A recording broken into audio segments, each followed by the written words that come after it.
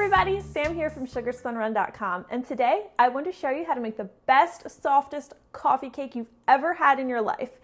So go ahead, grab a 13x9 pan, lightly grease and flour it, preheat your oven to 350 degrees Fahrenheit, and let's get started. To start, you'll need a half cup or 1 stick of unsalted butter.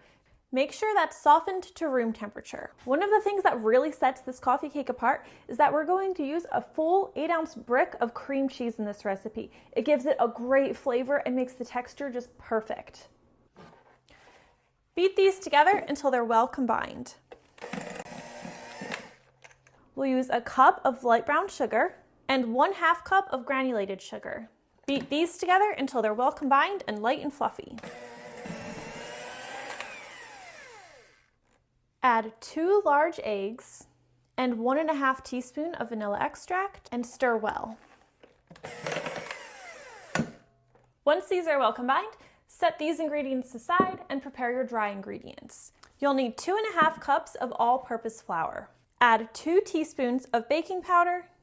You'll need 1 teaspoon of cornstarch for this recipe. You might have noticed that most of my baked goods call for cornstarch. That's because it's a great ingredient to make your baked goods nice and soft.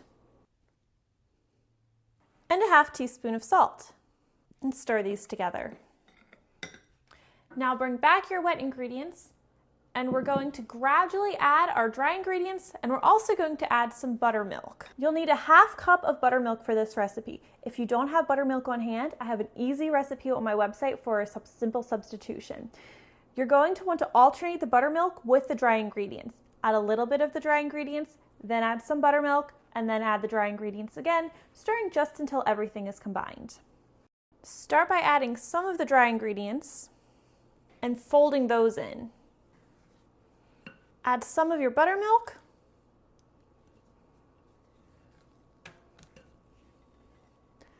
Add more of your dry ingredients. And repeat until all of your flour mixture and all of your buttermilk have been used up. Now grab your baking pan and spread just half of your batter into the baking pan.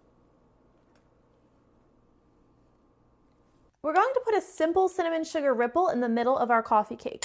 You'll need a 1/4 cup of granulated sugar and 1½ teaspoons of cinnamon. Stir these together. And now we're going to sprinkle this over the batter that you just put into your pan.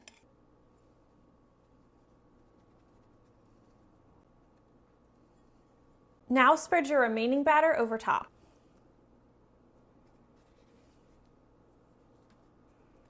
Don't be worried if your cinnamon sugar mixture sticks to your batter. It's just going to make for an even better swirl.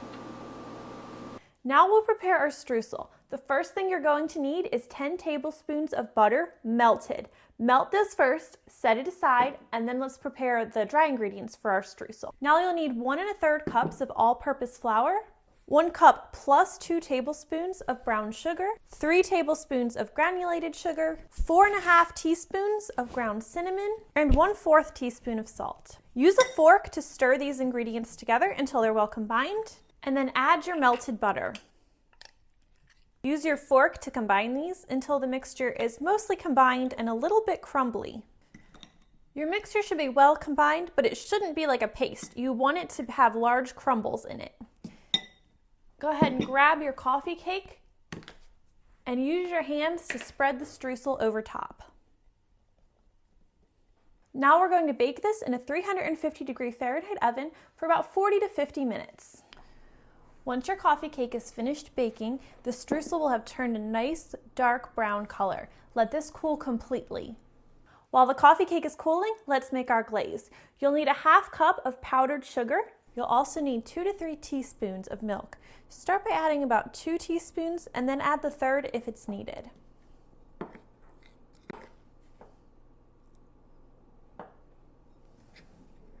You don't want your glaze to be too thin, but you do want it to be thin enough that you'll be able to drizzle it over your coffee cake. This looks good. So let's drizzle this over our cooled coffee cake.